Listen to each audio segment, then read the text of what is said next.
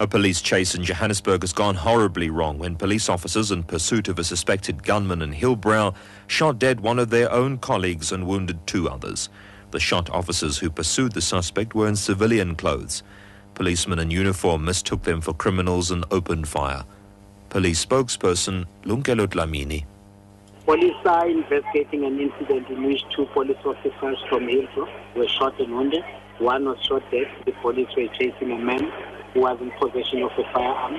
While they were chasing him, he shot, and two police officers pursued him at corner Clement Park. The officers were confronted by members from SABC, shot at them as they thought they were criminals running away from the police. The constitutionality of the Burumach treason trial in the High Court in Pretoria may come into question with the resumption of the trial next week. This after the trial was postponed to give a senior advocate time to go through information published in a Sunday newspaper.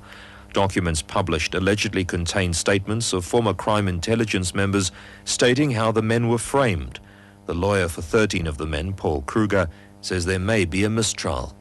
The application will center around the constitutionality of certain modus operandi that was followed in the Burumach trial. When we convene again, the full version of the affidavits will be consulted in terms of the accused, and they will decide in terms of being applicants or respondents, and we will serve all the documentation.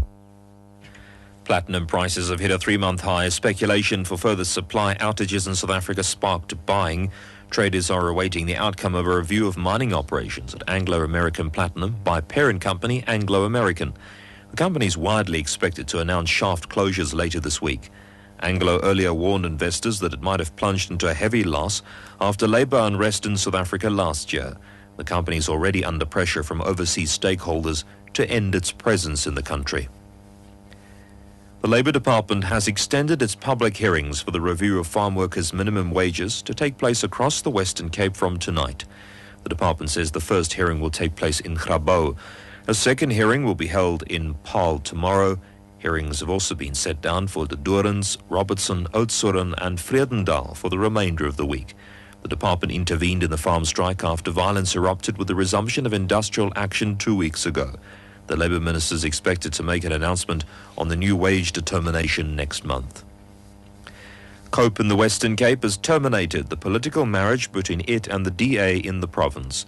The two parties had signed several cooperation agreements after the 2011 local government elections, which saw them co-govern a number of municipalities.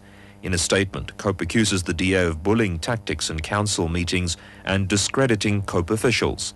The DA says it will comment later. Shiite Muslims in Pakistan have blocked roads in a provincial capital with the coffins of dead relatives after police delayed the funerals of victims of Thursday's bomb attack, which killed 86 people.